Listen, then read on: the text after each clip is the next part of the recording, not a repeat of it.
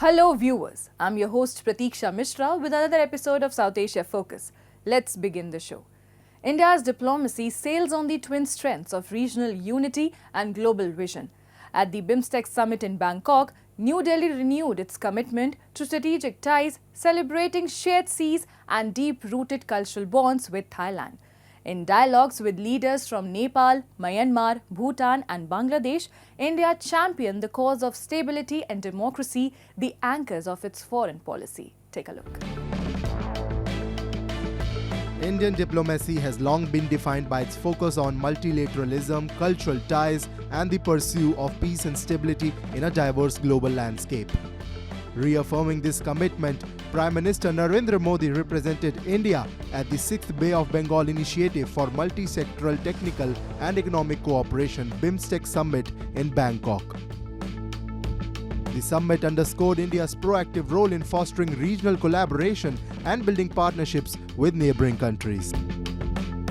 On the bilateral front, PM Modi met with Thai Prime Minister Paetongtarn Shinawatra to review ongoing cooperation and outline future engagement. He noted that India and Thailand, as maritime neighbors, share deep-rooted civilizational bonds anchored in cultural, linguistic and religious ties. Prime Minister Modi also reiterated Thailand's key role in India's Act East policy and Indo-Pacific vision. Bharat की act east policy और हमारे Indo Pacific vision में Thailand का विशेष स्थान है। आज हमने अपने संबंधों को स्ट्रैटेजिक पार्टनरशिप का रूप देने का निर्णय लिया है। आसियान भारत का कॉम्प्रिहेंसिव स्ट्रैटेजिक पार्टनर है और इस क्षेत्र में मैरीटाइम पड़ोसी देशों के नाते क्षेत्रीय शांति, स्थिरता और समृद्धि में हमारे साझा हित है। भारत आसियान यूनिटी और आसियान सेंट्रलिटी का पूर्ण समर्थन करता है। On the sidelines of the summit, Prime Minister Modi met with key regional leaders including Nepal's Prime Minister KP Sharma Oli and Myanmar's Senior General Min Aung Hlaing. He also held bilateral talks with Prime Ministers of Bhutan to strengthen ties and explore new avenues for cooperation. Where do I begin? I mean, he has done so much for our relations, and this is no easy task, because you must remember that Bhutan enjoys excellent relations with India historically, and then through all the decades of our friendship and our partnership and our development cooperation. And for Prime Minister Modi ji to expand on the relationship is very difficult. And it really began, I think, with neighborhood first. Notably, PM Modi met with Bangladesh Chief Advisor Mohammad Yunus, where he expressed India's strong desire to see a democratic, stable and peaceful Bangladesh.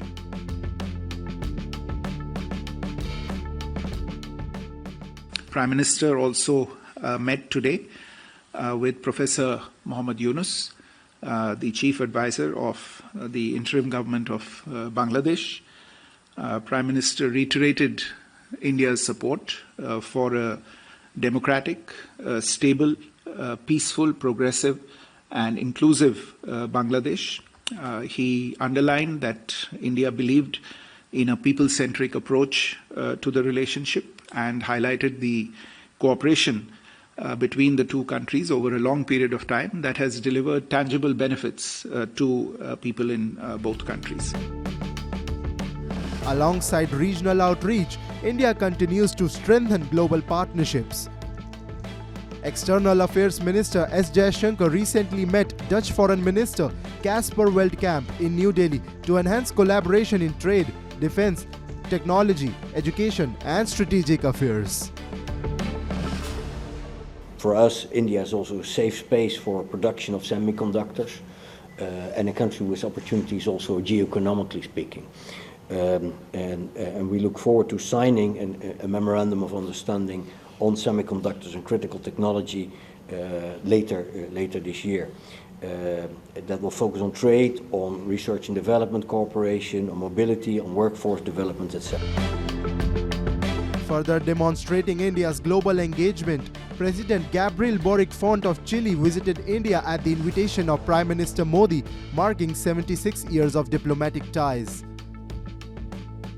The leaders reflected on their historic relationship established in 1949 and celebrated the growing collaboration in trade, culture, and bilateral cooperation.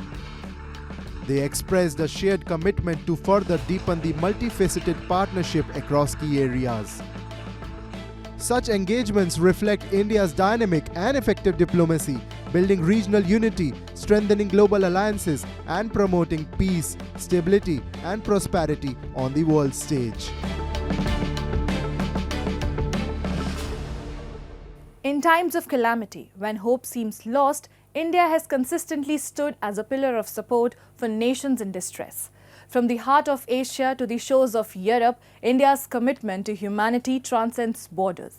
India's approach to disaster relief is rooted in our ancient values of Vasudhaiva Kutumbakam, that is, the world is one family. Take a look.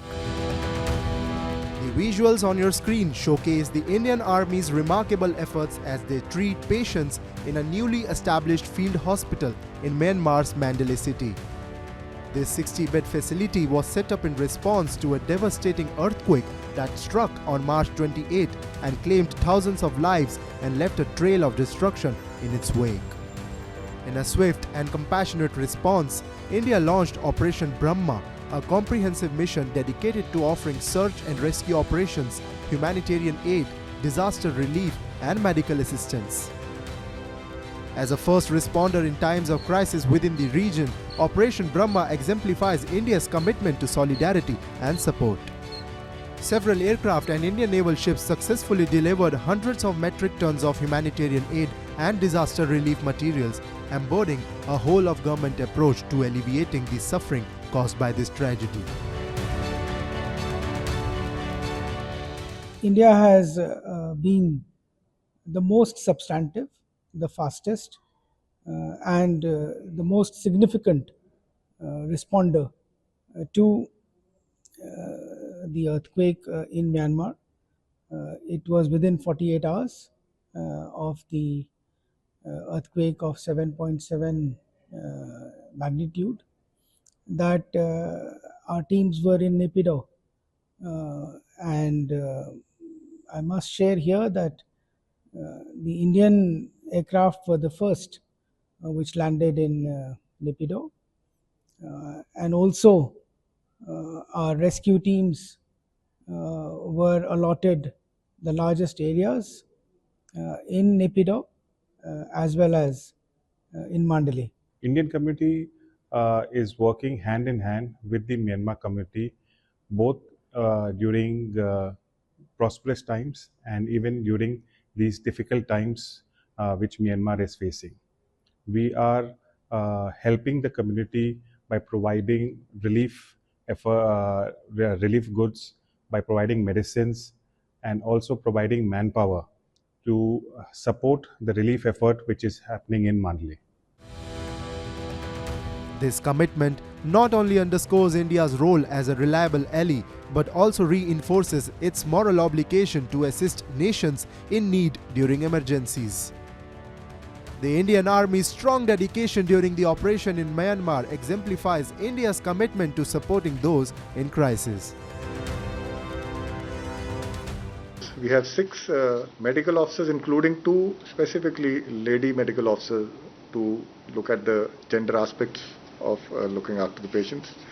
In terms of specialists, we have surgical capability, medical, anesthesiologist, ortho. All have been grouped along with this team to give it a comprehensive kind of a cover.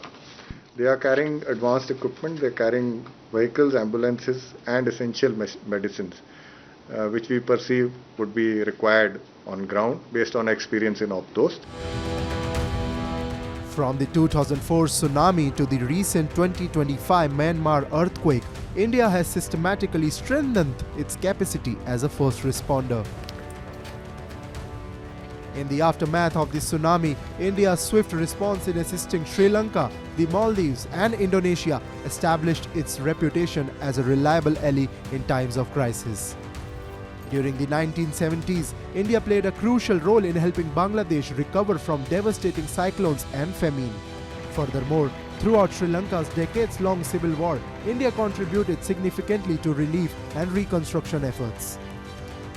More recently, in response to the devastating earthquake in Turkey and Syria in 2023, India acted quickly. Under Operation Dost, the country deployed search and rescue teams, medical personnel, and essential supplies to aid affected communities. This operation highlighted India's readiness to support its friends, reinforcing the belief that no nation should face its challenges alone in times of need. Covid जैसी महामारी आती है तो भारत विश्व को परिवार मानकर vaccine उपलब्ध करवाता है। दुनिया में कहीं भी प्राकृतिक आपदा हो, भारत पूरे मनोयोग से सेवा के लिए खड़ा होता है। अभी आपने कल ही देखा है, म्यांमार में इतना बड़ा भूकंप आया है। भारत ऑपरेशन ब्रह्मा के तहत वहां के लोगों की मदद के लिए सबसे पहले पहुंच गया है। जब तुर्की में भूकंप आया, जब नेपाल में भूकंप आया, जब मालदीव्स में पानी का संकट आया, भारत ने मदद करने में घड़ी भर की भी देर नहीं की। In the year 2005, India had enacted the National Disaster Management Act, which paved the way for the establishment of the National Disaster Response Force. With 8 battalions specifically trained for disaster response, the NDRF has become the backbone of India's humanitarian outreach. Over the years, India has broadened its operations, extending aid to countries such as Pakistan, Nepal, Sri Lanka, Afghanistan, and even China.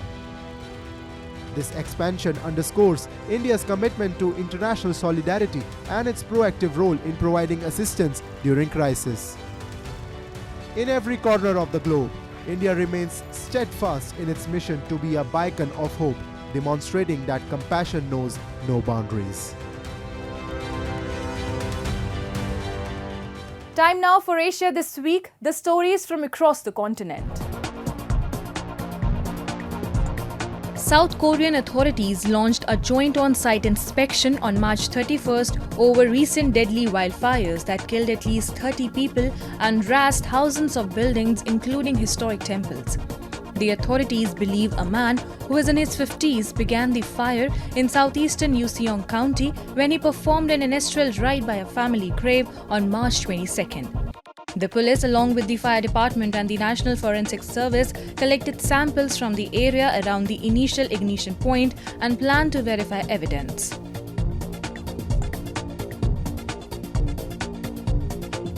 Yamaha Motor aims to promote a clean environment and enhance convenience in daily life.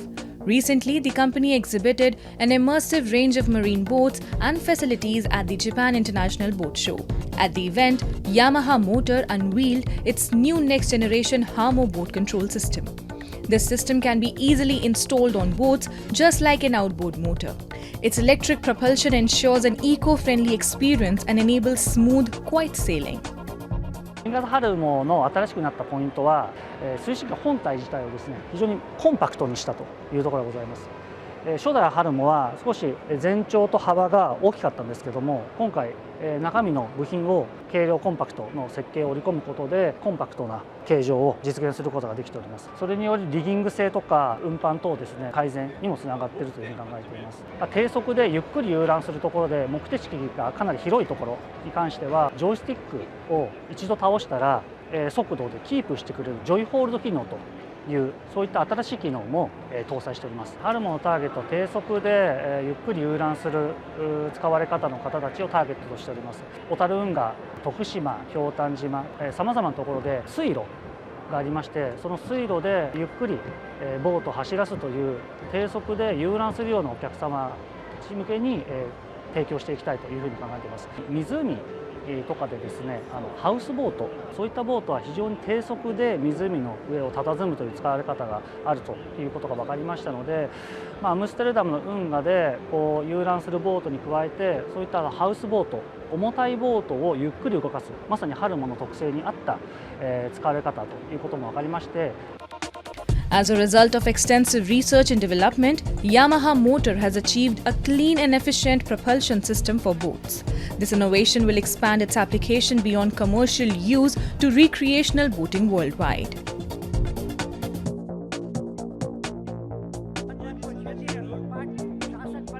Nepal's Prime Minister KP Sharma Oli held former King Gyanendra Shah responsible for the violence, arson and looting during the pro-monarchy protest in capital Kathmandu last week. Addressing the House of Representatives, Oli said that the former king should take full responsibility for the incident amid the disruption by opposition Rashtriya Prajatantra Party. India has a diverse culture where people of all faiths have lived in harmony for centuries. This harmony is a vital aspect of India's unity, and the northern state of Uttar Pradesh embodies this blend. Under Chief Minister Yogi Adityanath's leadership, significant measures have been implemented to foster intercommunal peace. In a recent ANI podcast, Chief Minister Yogi Adityanath emphasized the importance of equality and safety for all communities, asserting that the security of Hindus and Muslims is interconnected. Take a look. Communal harmony has long been a cornerstone of India's rich cultural and religious diversity. While communities have historically coexisted, periods of tension highlight the need for dialogue and understanding. Uttar Pradesh, especially under Chief Minister Yogi Adityanath, has been central to discussions on intercommunal peace. In a recent ANI podcast, CM Yogi, reflecting on his administration's 8-year tenure, addressed concerns about Muslim safety in the state. हम तो सबके बीच सबको समान भाव से देख रहे हैं। उत्तर प्रदेश में मुसलमान सबसे ज़्यादा सुरक्षित है, सबसे ज़्यादा सुरक्षित है। अगर हिंदू सुरक्षित है तो वह भी सुरक्षित है। अगर दंगे यहाँ यूपी में होते थे जो 2017 के पहले, अगर हिंदू की दुकान जलती थी तो मुसलमान की भी जलती थी, हिंदू का घर जलता था तो मुसलमान की भी जलती थी। और 17 के बाद से दंगे बंद हुए। अगर हिंदू सुरक्षित है तो मुसलमान भी सुरक्षित है। और दूसरा जो मैंने कहा कि इतिहास में कोई उदाहरण नहीं बता सकता कि अपने बल से, अपने वैभव से किसी हिंदू राजा ने किसी देश पर जबरन कब्जा किया हो। Chief Minister Yogi's statements underscored his commitment to fostering unity and dismantling barriers between communities in Uttar Pradesh. He emphasized that his administration strives to create an environment where diverse cultures flourish together, reinforcing that safety, respect, and mutual coexistence are the pillars of communal harmony. CM Yogi further stressed that differences in identity should never be a source of division, but rather an opportunity to celebrate shared traditions and unity. Muharram में जुलूस निकलते हैं, क्या उनका झंडे की छाया मंदिर के आसपास या किसी हिंदू घर के ऊपर नहीं पड़ती है क्या? क्या उससे हिंदू घर अपवित्र हो जाता है क्या? ये सख्त निर्देश हैं कि भाई जिसको रंग से परहेज है उस पर मत डालना, लेकिन फिर भी पड़ गया है और प्रशासन उसको साफ करके फिर से नगाई पुताई कर दे रहा है।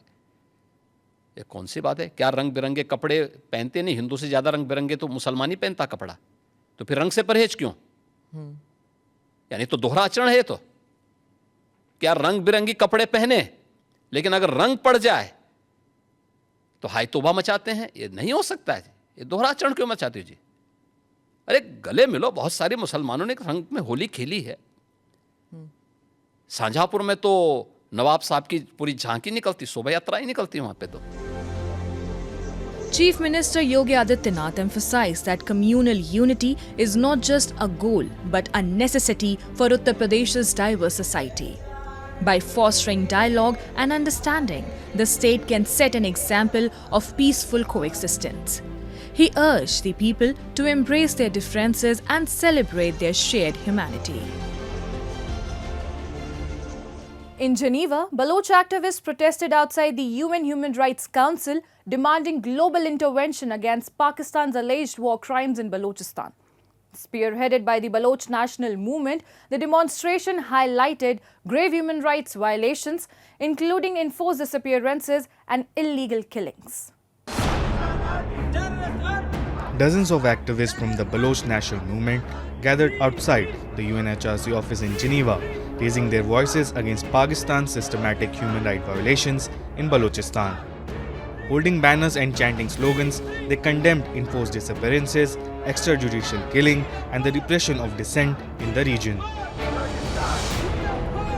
The demonstrators demanded the immediate release of prominent activists, including Dr. Mehrang and Samidin Baloch, while calling for global intervention to end Pakistan's brutal crackdown on the Baloch people. Reaffirming their commitment to a peaceful struggle for Balochistan's liberation, the protesters vowed to intensify their diplomatic efforts with international organizations such as the United Nations and human rights bodies. Meanwhile, BNM's Manzoor Baloch addressed the UNHRC, calling for urgent intervention to address the humanitarian crisis in Balochistan. Inside Baluchistan, countless families have been displaced due to military operation, enforced disappearances, and widespread violence. These IDPs live in dire conditions without proper access, food, shelter, and health care. We urge this council to call on the UNHCR to recognize Baloch refugee, conduct a mission to Baluchistan, and take immediate action to address the need. The protest came in wake of the 6th Balochistan International Conference hosted by the Baloch National Movement in Geneva. The event saw political leaders, journalists, and the intellectuals highlighting the grave human rights violations in Balochistan and the exploitation of its natural resource by both Pakistan and China. BNM's chairman, Dr. Naseem Baloch, underscored the alarming reality of enforced disappearances, extrajudicial killing, and economic marginalization faced by the Baloch people. And yet, despite these, our voices have been silenced, our leaders assassinated, and our youth disappeared without a trace. Baluchistan today is bleeding. The notorious kill and dump policy has turned our home into a graveyard. Thousands of Baloch men, women, and children have been abducted by Pakistani forces. Their lifeless bodies, marked with torture, are thrown into the wilderness as a warning to those who dare to demand freedom. Thousands remain missing, leaving behind families trapped in a cycle of pain and uncertainty. Marking 77 years since Pakistan's forced annexation of Balochistan, Dr. Baloch reminded the world that the so-called integration was an act of aggression, not a peaceful transition. Since then, Balochistan has remained a battleground of operation where state forces unleash brutal crackdown on dissent. The unrest is not confined to international platforms. On the day of Eid, thousands in Pakistan turned a movement of celebration into a massive resistance demonstration, demanding the release of detained Baloch leaders. In a stark reminder of the ongoing struggle for human rights in Balochistan, Mehrang Baloch and several other activists have been recently detained in significant crackdown on dissent. This region, long marked by oppression and violence, continues to witness the relentless effort of those advocating for justice. As the crackdown intensifies, so does the global scrutiny of Pakistan's action. With mounting calls for justice and increasing international awareness, the question remains: How much longer can Islamabad suppress the voice of the Baloch people before the world is compelled to act? As the struggle for justice continues, the world must not turn a blind eye to Baluchistan's plight. And with that, we come to the end of this week's episode. See you next week. Till then, goodbye and take care.